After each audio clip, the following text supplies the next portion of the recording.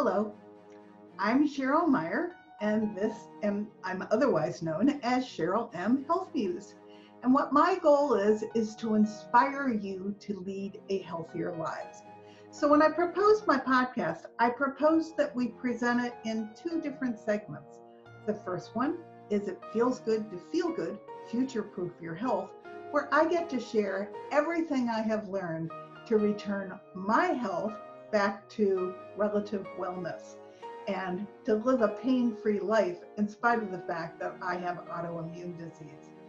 But the second part of my podcast is this episode, and that's Tell Me Your Story, the Health Muse is in. My concept with this is it's all fine and well that you hear me tell my story, but I get a lot of, it's all fine and well that it worked for you, but it's not going to work for me. And I wanted you to hear that there are lots of people out there that have made changes in their lifestyle that have supported their health and brought them back to relative wellness. We all have a couple things in common. We all owned our own health. Whatever the doctor was suggesting we did was going on a parallel path to us making these lifestyle changes where we did things that cleaned up our toxic load. We all pay attention to our body. You'll hear jazz in the background because I want you to listen to the rhythm of your health, and I want you to pay attention to what your body is telling you. My body had been trying to tell me that I was going to topple over into toxic load for some time. I just wasn't listening. So if you clean up your lifestyle and if you listen to your body, you have a very good chance not of being deprived in any way, but returning to feeling darn good. And that's what these podcasts are really all about. So thank you for joining me. This is going to be a Tell Me Your Story, the Health Muse is in episode, and I hope you enjoy it. And I hope that we all inspire you to lead a healthier, happier life.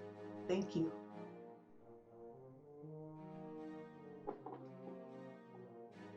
Welcome to another edition of Tell Me Your Story.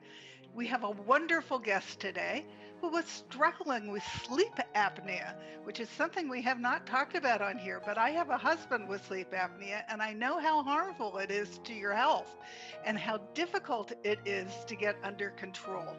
So I'm delighted to bring David Somerfleck on today to talk about how he had sleep apnea. It was misdiagnosed for a long time, and it was interrupting his life. He was an A-type personality, I think. It doesn't say that in his bio, but he was a high achiever, and he was a digital marketing executive with 20 years of experience of marketing and advertising agencies across the globe.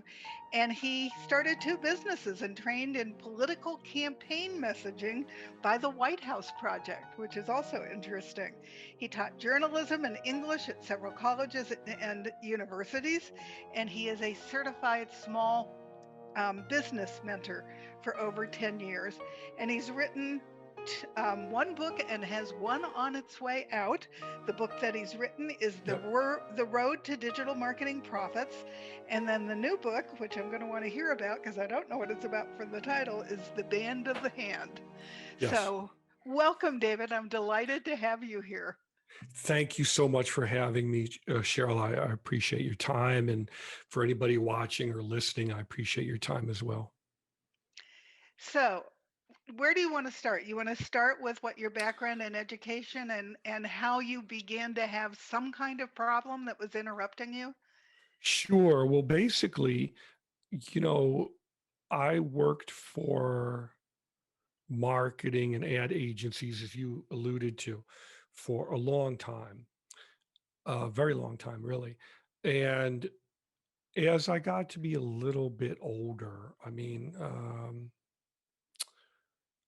this probably started maybe 25, 30 years ago is when I really started to feel it. I would be at a red light and just start to nod off. And I'd be in meetings and I would have to shake my leg uh, maybe rub my hands together. I was, maybe 2 or 3 energy drinks uh, per day to keep myself going, and it's difficult. And I suspected something was going on because I was just always tired all the time, and I felt, well, maybe I just don't get a good night's sleep. I don't know. And so at one point, I don't remember the dates because this has been going on for so long. And so there was at one point where I had decent benefits.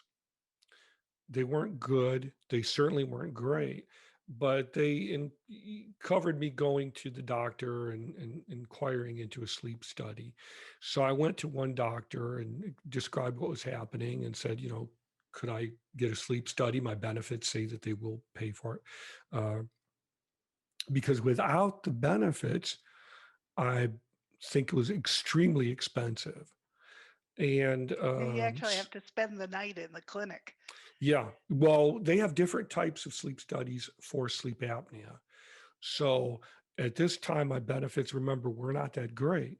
So I had one that they mailed, they had delivered to you, and it was a band that would go around your waist or your chest in different bands.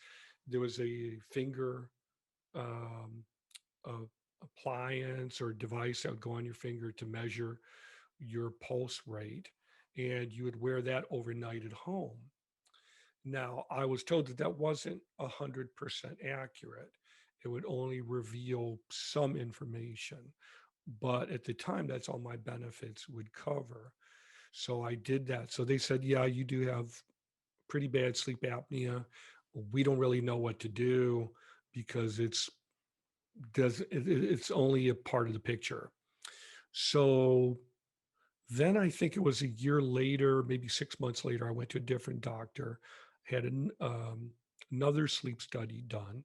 And this was one where I went into a laboratory. It was basically like a hotel room, and you'd lay down and try to sleep. And it was a very horrific experience because I remember laying down, having all the tubes hooked up to me, all the different electrodes on my head and my cheeks and so on. And I remember the nurse saying, lay down, go to sleep. And I said, I can't just push a button and go to sleep. She said, no, lay down, go to sleep, be quiet. And there was some different, she came in and then put something under my nose, the nasal cushion mask is what it was called.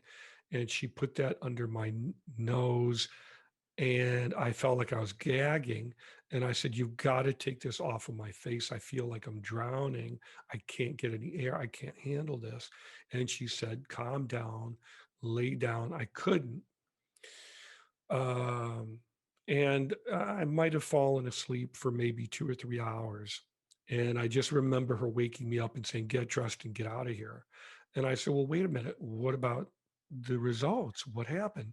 I went into the lab, and the night person who was there overnight said, you have severe sleep apnea. It's a miracle that you can walk and talk and chew gum. He said, it's a miracle.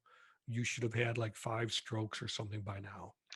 Yeah, yeah. Stop here and explain to everyone what the jeopardy is of having sleep apnea because it Well, impacts more than just the fact that you can't stay awake.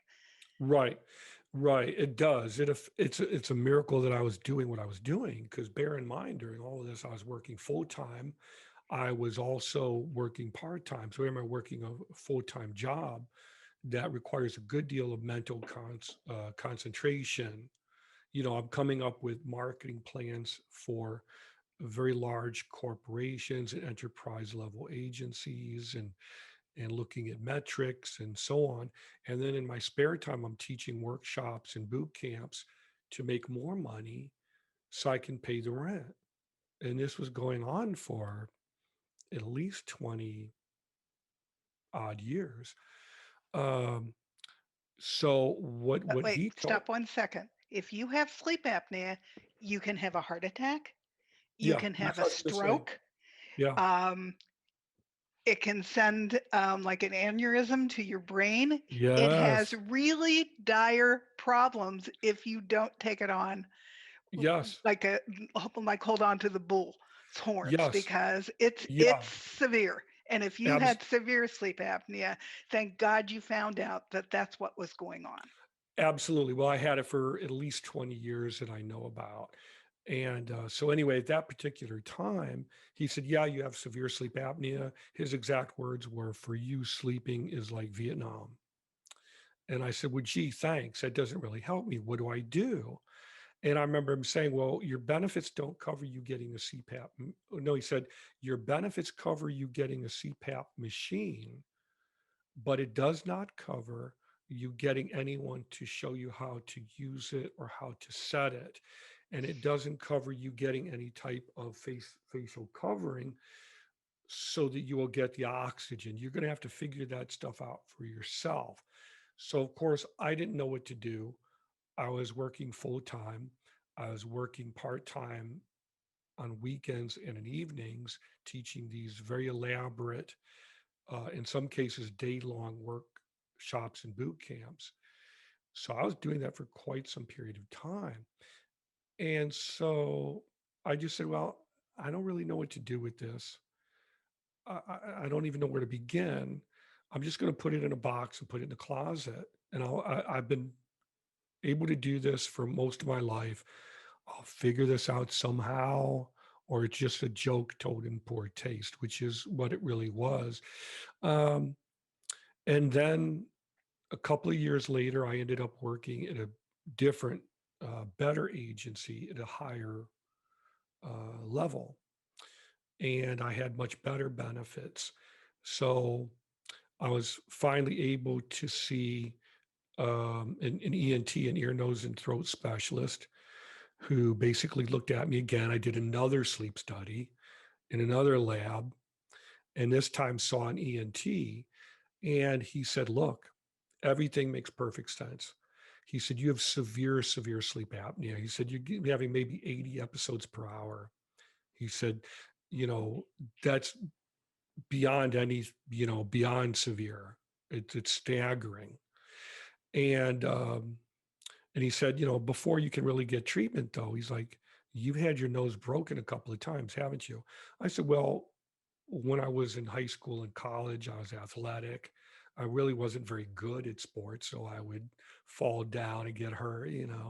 I took Aikido in college and I loved it, but I wasn't, Bruce Lee or anything by any means. So I probably had my nose broken more than one occasion.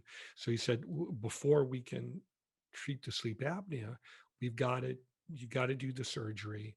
They've got to straighten out those tubes in your nose, because even if you wear a mask, the air, the oxygen going into your nose, the tubing has to be straight. Otherwise, he said that my nose was like the Amazon. And he said, we're going to have to straighten it out. And he said, at this point, he said, your benefits cover the machine, showing you how to use the machine, but not the surgery. So I said, okay, that's fine. Okay. You know what I did?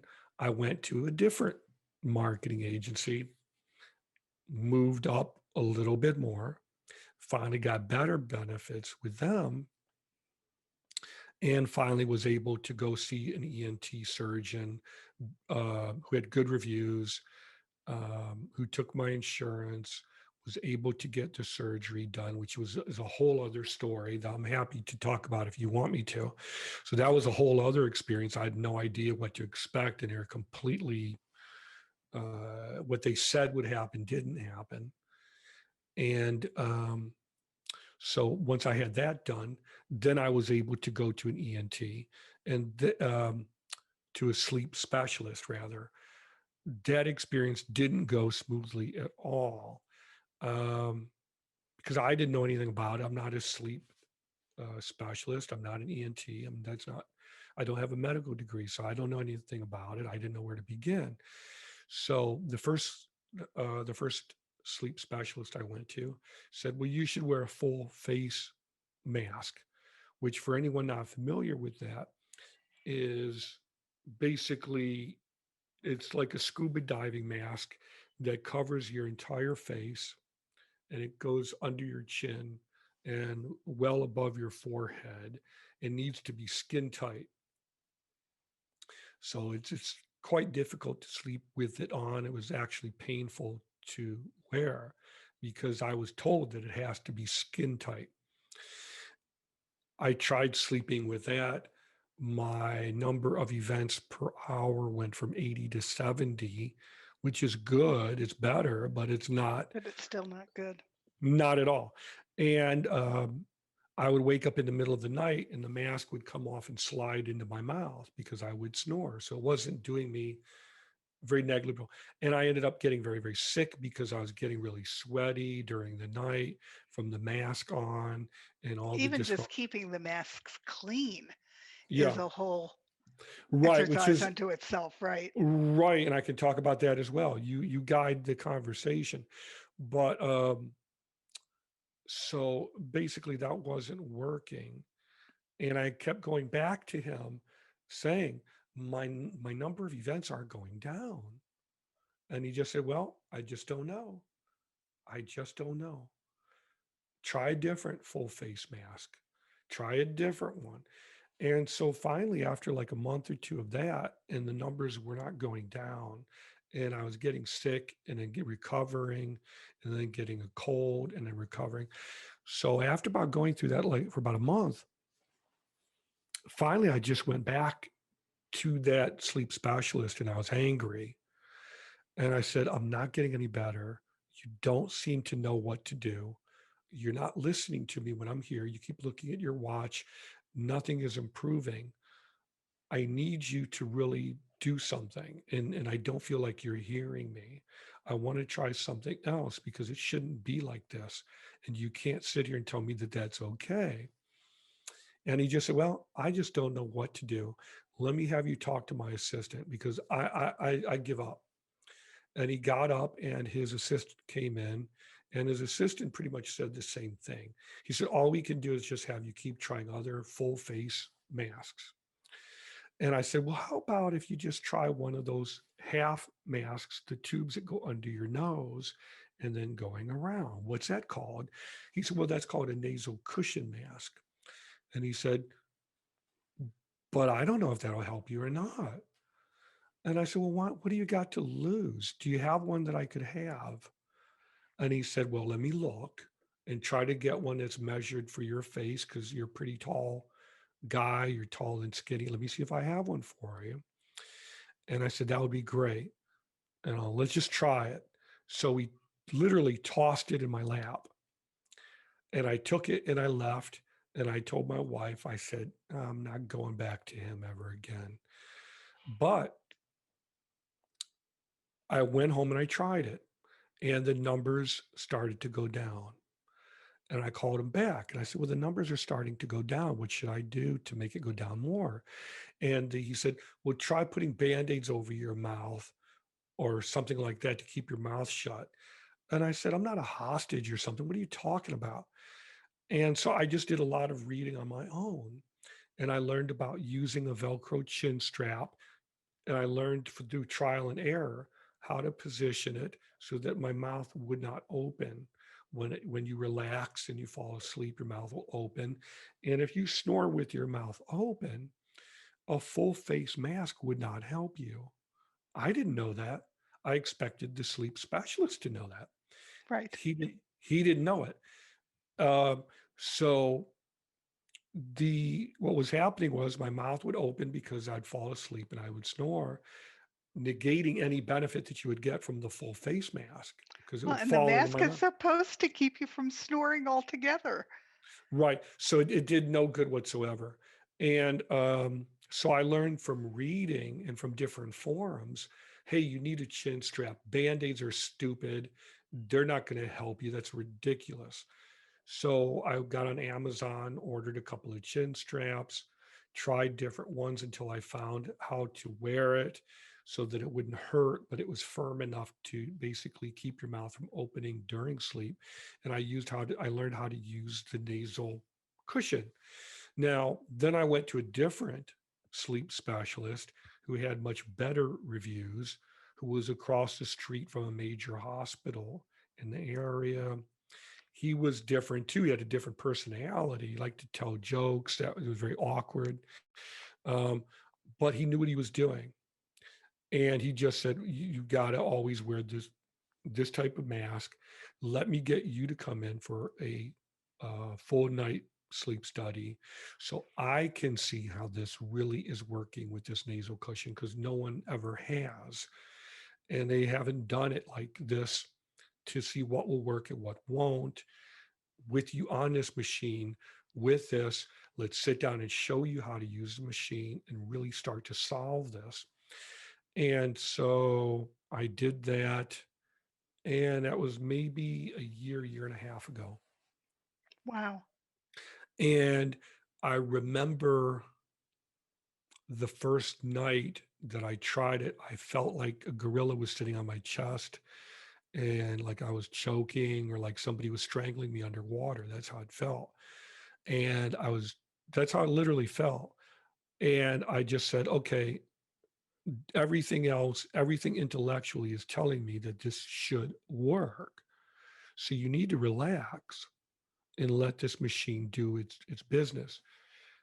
So I just started listening to meditations, with an iPod or an MP3 player or headphones like what I'm wearing, and that would relax me. And since then, I've noticed if I breathe deeply, the score will be higher. If I just try to relax to my utmost, this is just a regular, normal activity. Just lay down because you're tired. Listen to an audio book, listen to C-SPAN, listen to some boring podcast or something fun. And I would fall asleep and my score is always lower.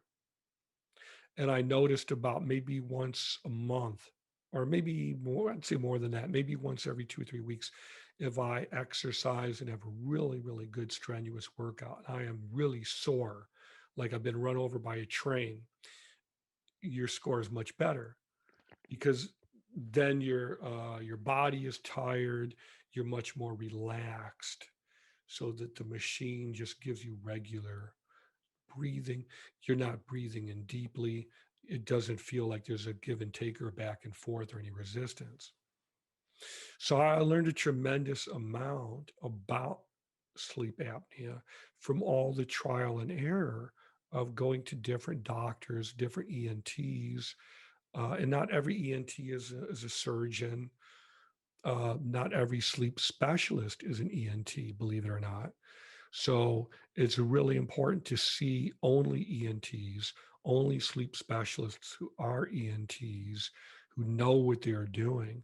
So after all these experiences I had, I realized I'm not seeing someone unless they are an ENT who is an ENT surgeon and an expert in sleep medicine. So that's what Were I there learned. other signs that the sleep apnea was impacting your body? Did you have high blood pressure? Um, Yeah. Not that I'm aware of with high blood pressure, okay. but I would very, very easily fall asleep. Like I said, during meetings, if I stopped at a red light and I wasn't cognizant of this fact, I'm at a red light, I could fall asleep. You need to play some loud music. You need to put the windows down, get as much air rushing in as possible. Um, if it's a long, cross country trip, every 2 hours or so, you better pull over and go, walk around. Um, so yeah, from working, you don't want to fall asleep while you're talking to somebody or you're in some kind of an important meeting. It doesn't look very good. Um, you know, if you're working on a project at your PC, obviously you don't want to fall asleep. You want to stay plugged into what you're doing. So I had to learn to adjust to those situations. So to my knowledge, I don't think I had high blood pressure. I could have. I don't know. And to be honest with you, no ENT ever checked it that I'm That's aware of. amazing to me. They didn't care. They didn't care. They didn't check it. Well, that's not fair to say. They would check my blood pressure when I went into the office at first. That's not because I'm patching this together through my memory. But I didn't check my blood pressure on my own volition. But I remember going in and they would check my blood pressure and say it might be a little bit higher than normal, but it was never anything that was of grave concern. Right. But it was a little bit higher than normal. And And did they check your heart? Did you do a stress test? no, no, 'Cause- nothing like getting on a treadmill right. or nothing like that. Just, let's check your pulse, check your weight, and then talk to you for a few minutes. Interesting. Yeah. So everything I know about sleep apnea, I learned through trial and error or from reading online. So somewhere in that sleep apnea journey is probably a book somewhere. If I were to piece everything together in chronological order with the specific dates and, looking back over the documentation that different doctors said, obviously without naming names, I could probably write a book about it. And it might be beneficial to people going through this. But the most common questions I see on Facebook and Reddit and Quora relating to sleep apnea are basically people suffering at the beginning phases. What do I do about this mask that isn't comfortable? What do I do about getting proper diagnosis? I have doctors telling me one thing, but I'm experiencing something different. For the most part, they don't tell you. Empathy isn't required. And That is not um, a requirement for a medical doctor. It helps when yeah, you and have it one who is, but it should be. And when I had the nose surgery, and it's not nose surgery, it's what's the term to septoplasty to correct the innards of your nose. I went to go see the ENT. It was very nice, but he told me, well, I remember before the surgery, well, how does this go? How does recovery go? And he said, well, after the surgery, give it a day and you should be fine. You should be ready to exercise again, go for a jog around the block if you want to, what have you, but you can't go swimming for at least a month. So I said, okay, he has good credentials. He seems like a nice person. He seems to be well informed. I don't see any negative reviews. I checked him, through the state, medical examiners, and so on. And he was completely wrong. So after the surgery, I was bleeding like a stuck pig. My nose was like a leaky faucet. It bled nonstop for about 3 days. Um, I couldn't breathe through my nose for at least 3 days. After 3 days, and I was very scared because you don't know, is this a botched surgery? Is this going to get better? Because he said one day. So it bled nonstop for 3 days and I couldn't breathe through my nose at all. And after the third day, and you and certainly weren't going to go exercise that way. well, actually, what I did was after the third day, I was really upset. And I just said, if this is my new life, I'm not going to accept it willy nilly. I'm going to turn this around. And I started doing push ups and sit ups and just saying, to hell with this. And I started doing push ups and sit ups and I got really sweaty. And I took a long, long, super hot shower. And there was an opening like the size of a pin that opened up in one of my nostrils and I could start breathing through it. And I said, that's it. That's finally, the sun is coming through the sky, through the clouds. And so I kept doing that. I kept exercising until I was, sweaty. And then I would go take a really long, hot shower, as hot as I could stand for as long as we had the hot water until the hot water would run out. And and after, I'd say about another 3 days or so after that, there would just, and I don't want to gross people out, but after about another 3 days, there would just be huge gelatinous scabs just coming out, like, like parts, like a red jellyfish, would just be parts of this gunk coming out of my nose. And then like a couple of days later, I could start to breathe through it again. And it would still bleed intermittently. So it actually took several weeks for it to really stop bleeding. And when I went back to the ENT, just said, "Oh yeah, we expected this, and this is no big surprise," and kind of played it down, which I expected him to do. And I just said, "Well, can you look inside? Is everything healing correctly? Does it look all right?" He said, "Everything looks fine. It's a little bit inflamed, but that's to be expected." And it made logical sense. And so I can breathe through my nose, and and I think he said you have to wait a month after that. He would tell you when you could begin, using the CPAP machine and the nasal cushion, because he said obviously you don't want to use it when your nose is still bleeding from the surgery or still swollen.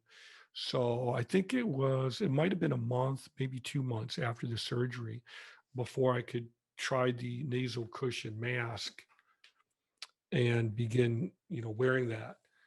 And the first night, it was very scary. Like I said, I felt like somebody was choking me underwater. And, I realized just listen to meditations or podcasts or something like that and just give into it. Just relax and know that the machine knows what it's doing, if that makes sense. And after like the third or fourth night, I woke up and I just felt so full of energy. Because you finally slept. Yeah, I felt very, very full of energy. I felt very clear minded. I felt very creative. I felt very alert. I felt like I had more energy than I'd ever had before. And so now I know. I mean, if you give yourself 10 hours of sleep, you're going to feel like Superman when you wake up. Because the reality is that even though now I have the sleep apnea treatment, I have the proper fitting mask, and all of that's been done.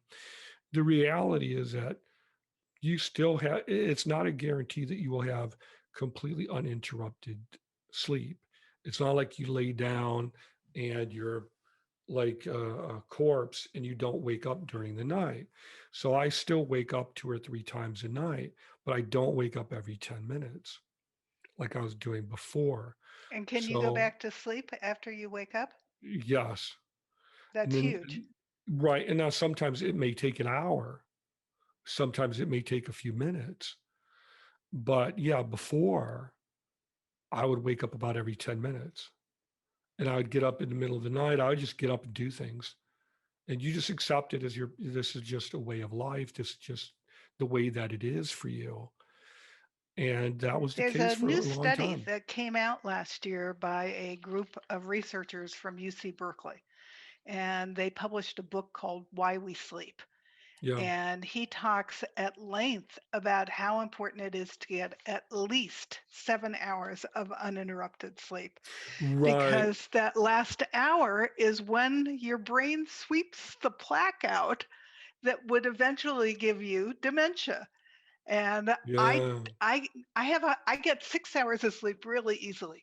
I struggle to get that last hour of sleep, but he convinced me that I need to make a more concerted effort to do that. Right. Listen to audiobooks, listen to meditations. That's my advice for people. Get a good, you know, MP3 player or whatever, you prefer. I tried the wireless headphones for a while when I would sleep, but I found that with all the CPAP gear and the head wiring and tubing and everything, it just wasn't tenable. It wasn't realistic. So I finally have MP3 players.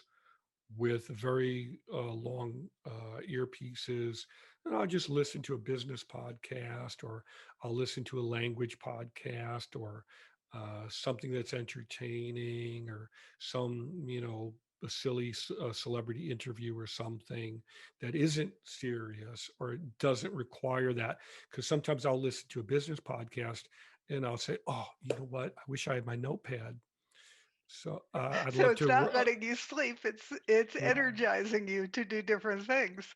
Right. So business audiobooks are really good. Meditations are good. There are a lot of good people on YouTube that have free meditations you can download. Obviously, Amazon and eBay, you can buy all kinds of meditations. Uh, Audible is great. And you just listen to audiobooks and meditations or lectures or talks or whatever. I love the great courses. And they have an app on your phone where you can download lectures and listen to the great courses while you lay in bed. So it's wonderful. So I listen to that. And now the challenge is there's so much I want to do. So the challenge is to go to bed at a reasonable hour and then not get up early and say, oh man, I want to go be on this podcast, or I want to go help this client or try to do something else. No, give yourself, you said how many hours per night? 7 is the minimum. You 7 must is the get 7 minimum. hours, right? And I can't help but wonder how many people do that in today's society, which is so driven, so performance based. It just grinds people up. Um, so I try to make sure that, if you think you're going to get a good night's sleep, give yourself 2 hours more than what you think. Because if I go to sleep at, let's say, midnight, and I get up around 9, well, how many hours of quality sleep have you really had? I'll usually wake up in the middle of the night. It may take me an hour to go back to sleep. Did I really have REM sleep in which you dream and so on? Well, I don't know. But if you give yourself 10 hours of sleep, if you can, then the odds are much greater that you'll have REM sleep, that you'll have dreaming, as you said, that your body and your mind can deprogram and kind of calm down from all the stress. I mean, we live in a very, very stressful world. And if you compare US American culture to culture in other countries, it can be very different. I know in Japan, the suicide rate is very high because they take business so deadly seriously. It's so performance oriented. And certainly in the US, we don't even have the national healthcare system that they have in Japan or in every other country. So your level of healthcare quality is dependent upon how much you earn. And so, I mean, it's a very chew you up, spit you out type of culture that eats its young. So we really got to take care of ourselves and each Yeah. other, especially We have to now. own our own health. Yeah, Uh, especially now, it's vitally important because you have COVID running roughshod through the US. Half the country believes it's real and is trying to do what they think is right. The other half still believes it's a conspiracy or some nonsense. Um, some people are trying to wear masks and some people are not. Some people are wearing them correctly. Some of them aren't. We don't know what COVID will do to you long term. and But it's changing yeah, as we go. sure. It's not Yeah, even the because COVID that it was last January. right, it's mutating because so many people are running around getting it. So it's mutating because COVID is like, look at all these people I have to go and infect. This is great. I'm going to change and get stronger. I'm going to try this approach. I'm going to see if I can infect other people. It's not as though COVID is intelligent. It's not, it's a virus, but it changes and mutates because so many people are getting it. It can't help. So, how do you beat it? If everybody wore a mask, it would be over within a month, but they just won't do it. I know. I actually wrote a blog on we all need to change how we're dealing with our health Yeah, because this is not the last super virus. And the functional community, which is what I follow, thinks that yeah, 88% of us are immune compromised with something. And yeah. it's because of how we eat. We are not eating nutrients to help our body build our immunity. We're eating synthetic ingredients that are toxic, and we're eating fast food, which has no food value at all. So, if we Yeah. would change how we eat and if we would start to eliminate toxins, our bodies can build up a stronger immunity so that the virus, when it comes calling, doesn't stay very long or doesn't have any impact at all. So Right. that's That's what what we we would. need to do. But in the meantime, we have not done that. That's why our healthcare system is broken too. Right. Everybody's And it, sick because we're not taking care of ourselves. right. And it would, yeah. And on a related note, I would love to see a podcast that maybe you can do an episode on diets in other countries and how Well, I they're, can't do it on other countries, but I sure have done several on how to eat properly here. yeah, I'd And love it to see means that you that. swim upstream a little bit. My first book is about eliminating toxins. My second book is okay, this is great, but I live in community. How do I live with other people when they don't eat like me? They're still eating fast food and they're still eating in restaurants where they're getting their food in baggies and zapping it in a microwave. Yeah, Whereas most I restaurants only do eat that. real food now and I try to eat 75% of what goes into my body is plant based. Yeah, Um, I remember reading that in Ecuador, which of course has a national health care program. I read that in their constitution, uh, artificial GMO genetically modified foods are not permitted. Thank goodness. France doesn't So allow them either. so I But would love for you to do an episode where you talk to someone in Ecuador about that. well, That's France doesn't allow GMOs. There's a that's my couple of places. request. So Yeah.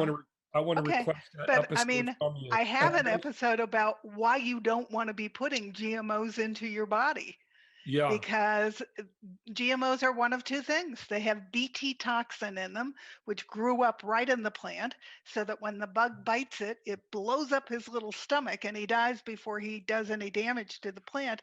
But unfortunately, Bt toxin also blows up all our good gut bacteria. And yeah, when they originally came out with it, they said, not to worry, it'll go into your stomach and your body will immediately expel it and you will be fine. Well, it actually is the gift that keeps on giving in your gut. It's growing in there. And in addition to being Bt toxin, which is then going through your bloodstream and poisoning you, it's blocking all the good nutrients and minerals and vitamins from entering into your body. So it's like the double whammy. Now, the other kind of GMO is just as bad. It's called Roundup Ready, and Roundup is mm, glyphosate, which yeah, finally lost a lawsuit. I think it's now 2 years ago. Robert F. Kennedy Jr. took on Monsanto and finally won. And now they've done, Bayer took it over and just had to do a multi billion-dollar payout to people who got cancer from Roundup. But they're still spraying Roundup on our crops. yeah. They are. You can So, still buy it at Home Depot, I'm for sure. anybody who says, why should I eat organic? You really don't need those poisons on your food. So, organic is the only way to go for two reasons. They're using the old agriculture method. So, you're getting rotated crops and you're getting all the minerals and the goodness from the earth that you're supposed to be getting, like your grandparents or your great grandparents did. And they're using natural methods that are not toxic to grow your crops, and they're worth it. And there's a new study out that they think that it's actually cheaper in the long run to grow organically than it is to do this big factory farming. um, and it would Yeah, save the earth and it would save the climate. There's all kinds of benefits to it. But for a long time, they kept saying, but it's more expensive. It's more expensive. The reality is, our government pays for conventional farming. And organic farmers have to pay all kinds of extra fees to get proven that they're organic. That's So the right. system's kind of backwards. I'm kind of glad that they have to prove that they're really making it organic because that protects me. But why does the other guy who's poisoning us get all the financial benefit? Our system is broken and it doesn't make sense. No, I agree with you 100%. So now let's go back to sleep apnea. Are you're Sure. sleeping better now? Are Yes, you staying awake more easily and I functioning st- better? I stayed awake this whole time. So, yeah, absolutely. Whereas before, if I tried to do this podcast interview with you before, it's entirely possible I could nod off. It would be entirely possible that I could still, fall asleep at a red light, which is not good. No, not when you're driving a Uh, car. You don't want to be right, sleeping. right. And so I even had one time when I was driving where I started to go, oh, I had to turn up the radio, put the windows down and everything. Now it happened all the time. And in Denver, it would get so cold that I'd actually roll down the windows and the cold was so cold. It would, I didn't need to turn up the radio or anything. It was so freezing cold that would give you a jolt, you know. But yeah, absolutely. I'm much better now. And I'm very, very grateful for that. So you're more productive in your life. Absolutely. I wrote a book. I'm working on like two or three more. There's so many things I want to do. It's prioritizing them. And now you have the energy to do it. I want to ask you, Yeah. what is Band of the Hand about? It's an interesting title. Well, my first book is called The Road to Digital Marketing Profits. The Band of the Hand is a book I'm working on that I don't want to give away everything, but I'll give away a little bit for you. Thank you. It's basically this concept that I learned a long time ago about how if you apply specific structure that's thought out beforehand, you can get a lot more done and accomplish much more with almost whatever it is that you do. And I started finding more and more of these processes and procedures that I'd learned from marketing agencies were almost always grouped in fives. And so I thought, what if I pulled together um, some of these top processes and procedures? And maybe if I did five processes and five of the top procedures, put those together, and then with an introduction of how I came to discover these processes and procedures, and then go through them with lessons on how to apply them as Right. well, these principles, that it could be really, really helpful to struggling small business owners and nonprofit founders and service providers and entrepreneurs and people working from home, because I know what they're going through. My heart goes out to them. I have enormous experience working with them, so it's just a question of transitioning to where I'm writing more and not really working with them as directly as I had before. Sounds good. Sounds like it's something that you have some passion to get done. I do. I love it. There's not enough time in the day. But that's a good place to be. I know I don't have enough time to do all the things I want to do either, but Right. And now instead of drinking two or three energy drinks per day, I take one, maybe I drink a quarter of it in a typical day. Today I had three podcast interviews spaced out during the day.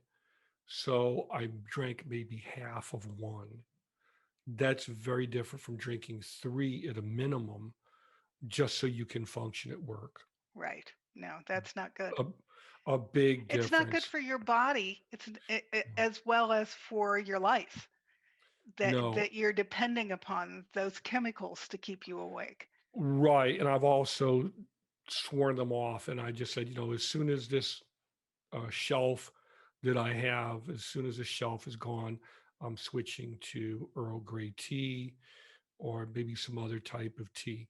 But it's really important for anybody who thinks that they have a sleeping condition or a sleep issue to look for a qualified, experienced ear, nose, and throat doctor, an ENT, who has also been a surgeon, who is also a sleep specialist, who has good reviews and references. How do you know? Go to Google, type in the name of the person, and you look up Google reviews. And this is just a little business tip. Every business owner should have reviews on Google reviews. Hello. So if an ENT doesn't have any reviews on Google reviews and or Yelp, I don't take them seriously. If they don't have a professional online presence that looks professional, that looks like an agency made it, I do not go to them. Because if you're an ENT and you can't afford $2,000 or $3,000 for a professional website, I'm not going to trust you. So, and I'm not saying everybody has to adhere to that, but at the very least, good references on Google reviews. Everybody uses Google, everybody knows what it is. So they should have good positive reviews in Google reviews and Yelp. And they should look above board. They should look very professional and read the reviews. And if you see scary reviews, take them into consideration, because sometimes the minority reviews that you don't think will happen to you do. Because there was one ENT I went to. I went to so many. There's so much I probably left out of this interview that I just never put them all in order. I'd have to read through to you in chronological order every experience I had. There was one ENT that I went to because, again, he was physically close to me. And he had, for the most part, good reviews. The negative reviews basically said that he was always looking at his watch, always, trying to bring in someone else, every 10 seconds, get someone else in here so he could keep, the machine going. But I thought, you know what? Most of the reviews are still good. And he's really close to me. And most of the reviews are positive. So I'll go. Maybe he can help. And I went to him, and guess what happened? The negative review component turned out to be true. He may have been very experienced and very capable, but I'll never know, because the whole time I was there, he kept looking at his watch and his phone actually rang and he answered it. And I thought, first of all, how rude can you be? I'm a patient coming to you with a medical condition, trying to get your professional, experienced care for something that's very serious to me. And your phone rings. First of all, it should be on mute or should be off or should be on silence. He takes the call. He took the call like 10 seconds after you started talking to me. And he said, I'll be right back. And he left. And then like 5 or 10 minutes went by. And one of the nurses came in and said, you can get your stuff. He's done. And I said, yes, he is. And I left. I went right to the desk, made sure that my benefits covered everything. I made sure I got a receipt because I didn't trust him at that point. I left, went home and wrote, a negative review and just said, this is what happened. I saw the doctor for maybe 10 seconds before he answered the phone. He left to take the call, didn't come back. So if I wanted to get proper treatment, or let's forget about treatment, if I wanted to get proper diagnosis from him first to see what the issues were and then prescribe the treatment, he could have done it. So I'd have to go back 2 or 3 times before I could get him to do that. And I just thought, this is crazy. This isn't what I want. I want to go to one doctor who will sit down and talk to me and then say, okay, David, I've heard everything that you have to say. Here's what I think we should do, which I did get eventually. He was just one more of those ENTs that was not a good experience, but it was a good learning experience. Right. So my point is, read the reviews. And even if the reviews are predominantly positive and you feel really good, read the negative reviews too, because some of the negative reviews would turn out to be true. My wife was going to get a routine procedure. What was it? A colonoscopy. So she was going to get a colonoscopy, which is a very routine procedure. And we read the reviews of this one doctor, and he had like 99% positive reviews, only two or three negative reviews. And the negative review said that there was just something odd about him that just didn't feel right, but they couldn't be sure what it was. So I said, oh, all right, all right. I mean, what can you do with that? The majority of the reviews are very positive. He seems to have really good, verifiable experience. Okay, I guess he's okay to go to. And then the next day I thought, let's look up his medical license in the database for our state and see if there's any pending lawsuits or suspensions or anything against him. And lo and behold, there was a single lawsuit pending that had gone through the court. He was found guilty of. He was found guilty, and he owed something like $850,000. The person had passed away from getting a routine colonoscopy. I immediately told my wife, "You're not going. Sorry. You can be mad at me if you want to. Call and cancel this appointment immediately. Now, after you do that, come read this. Come look at this." And the interesting thing about that was the lawsuit was coming up. It was like 5 years old. If 2 or 3 more months had passed, that lawsuit would not have been registered in his background. So he was still allowed to practice, and we would not have seen this legal action against him where he was found guilty and had to pay $850,000 in restitution. Who knows what happened to that? Well, actually, I do know what happened to the poor woman. She basically became a vegetable. She lost all feeling in her legs and was paralyzed and couldn't speak and couldn't breathe. I don't know what happened when she went in for a routine colonoscopy. I don't know how you get Sounds that. like the anesthesia. Yeah.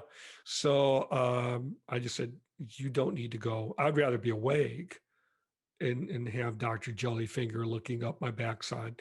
Actually, rather that you give me too little anesthesia than too much. So look at the reviews, read the reviews, read the negative reviews, and the doctor should have predominantly positive reviews that go back several years, and then read the negative ones. And as far as sleep apnea, take it seriously. Um, I'd and also recommend that everybody does a little bit of research on their own yeah, so that they have good. I like to say that everyone should have a robust conversation with their medical provider, which means they have to absolutely. do some research on their own first. It doesn't mean that you don't respect that you're going to them because they're the authority or the who said of the greatest magnitude, but Yeah. know what you're talking about when you go in there so that you get all your questions answered up front. And if the average doctor's appointment is 6 minutes, so if they don't want to give you enough time to ask all your questions, you got at least a better shot of doing it if you've done some research ahead of time. Right. I always say, I tell the doctors from the beginning, I'm a slow talker. And if you don't like it, you need to book more time. You know, I need at least 15, 20 minutes of your time. I mean, they're being very well compensated for that time. Now, intellectually, we all know if they can bill 4 or 5 people per hour, they're going to make a year's salary or close to that. They're going to make very, very good income that way. I remember the ENT who finally did my septoplasty told me that he performed about 6 surgeries per day. And I said, well, how does that work out? I remember looking at the billing statement, and he billed the insurance company around $30,000. So now imagine if he does 6 of those surgeries per day. That's more than that's probably triple what the average American earns in a year. Right. That he I don't know he how much he had to pay for the facility where he did right, the surgery and the nurses and the other people who were right, there and all that, but right. it's a lot of money. Undoubtedly, undoubtedly there's overhead expenses, there's licensing and so on. It's unlikely that it would be $30,000 a day. So if he does 6 surgeries, he probably gets to pocket, I would think, at least 3 or 4 of those per day. The least you can do is talk to the patient, try to put them at ease, address their concerns. It's not going to take an hour to do that. It just takes a few minutes of your time, a little bit of human kindness. And so, for anybody with sleep issues out there, take it seriously. Go to Facebook and Reddit, research sleep apnea, go to the groups. Don't sign up for a group if it's not private. Don't use your real name. That should go without saying, especially, on Facebook. Um, and if you snore with your mouth open at night and you know that you do, I don't think a full face mask is the way to go, because your mouth is going to be open all night long. I'm not an ENT, I don't know for sure, but ask about the differences between a full face mask and a nasal cushion mask, and which one is right for you, and ask them to justify it and explain it. And if your hourly numbers, how many apneas per hour you feel, if those numbers don't go down after a day or two, then go back and insist that they do something. Okay, great advice. Thank you. Really enjoyed talking to you. I appreciate Absolutely. you coming on my show. Well, for anybody watching or listening, I appreciate your time, and I hope that you can get proper treatment to turn things around. It's made a big difference in your life. So if somebody's having the problem, I hope they'll take your advice and go get the situation, explore possibilities to take care of the situation. So, It's worth it. okay, thank you.